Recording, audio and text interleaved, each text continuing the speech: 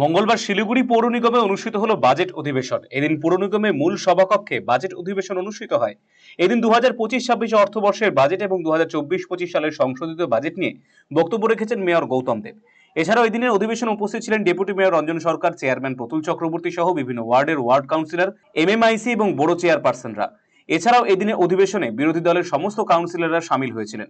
এদিন মেয়র জানিয়েছেন, শিলিগুড়ি পৌর নিগম 2022 সালে ফেব্রুয়ারি থেকে 2025 সালে ফেব্রুয়ারি পর্যন্ত 452টি কাজ সফলভাবে সম্পন্ন করেছে, যার মোট ব্যয় হয়েছে 75,44,57,269 টাকা।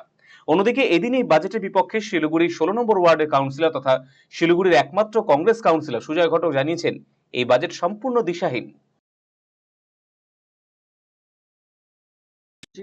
যে আমরা এই বছরে 25-26 আর্থিক বছরে 685 কোটি 24 লক্ষ টাকার বাজেট এবং আমরা এর আগের বছর অর্থাৎ 24-25 আর্থিক বছরে রিভাইজ বাজেট করেছি আমরা 334 কোটি 67 লক্ষ টাকা।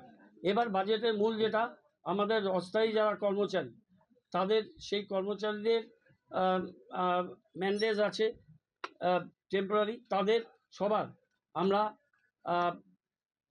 স্যালারি বৃদ্ধি করছি এবং 3% আমরা সেটা বৃদ্ধি করছি, তাতে প্রায় 1,10,00,000 টাকা আমাদের ওন ফান্ড থেকে এক্সট্রা খরচ হবে। এটা আমরা করছি। দ্বিতীয়ত আমরা যে নির্মল সাথী, সেই নির্মল সাথীরা 24 দিনের মায়না পায়, আমরা এখানে এটা তাদের 30 দিনের আমরা মায়না দিই।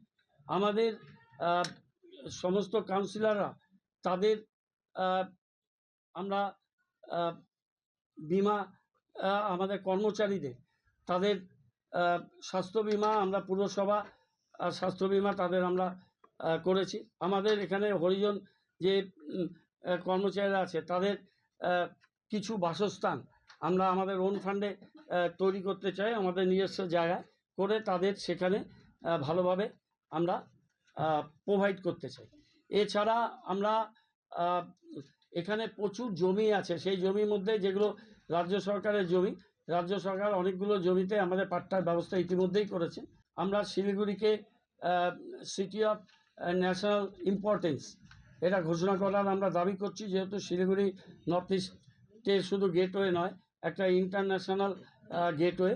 সুতরাং শিলিগুড়িতে আমরা এটা চাই যে জাতীয় গুরুত্বপূর্ণ শহর হিসাবে শিলিগুড়িকে ঘোষণা করা হোক। হচ্ছে যে আমাদের নদীর ধার দিয়ে যে সমস্ত কমিউনিটি ল্যাট্রিন করা এবং খাটা পায়খানাগুলো যাতে একটাও না থাকে, সেইটা নিয়ে একটা বড় কাজ আমাদের হচ্ছে।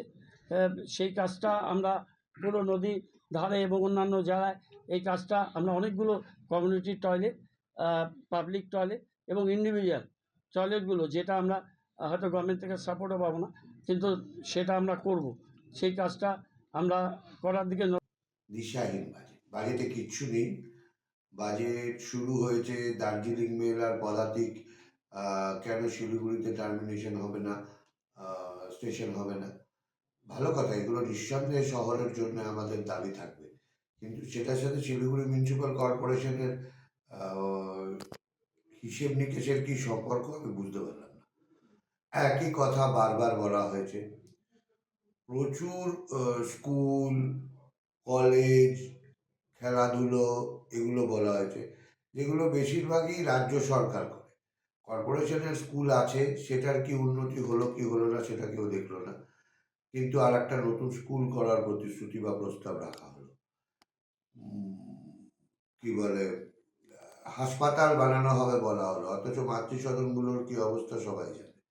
ওখানে একটা ইনস্ট্রুমেন্ট বেশি আনা, ওখানে একটা ভালো ডাক্তার আনা, এগুলো করতে পারলে আমার মনে হয় শহরের আরও বেশি উন্নতি হতো। এখনও অবধি যতটুকু মেয়রের বক্তৃতায় পেয়েছি, তাতে এক কথা অনেকবার বলে বাজেট বক্তৃতাটাকে বড় করা হয়েছে, কিন্তু বাজেটের মধ্যে শিলিগুড়ি শহরের ইনকাম থেকে শিলিগুড়ি শহরের কি হবে এবং শিলিগুড়ি শহরের জন্যে রাজ্য সরকার যে টাকাটা দেবে সেটা কর্পোরেশন কিভাবে খরচা করবে, সেরকম কোনো খবর এখনো অবধি আমরা খুঁজে পাইনি।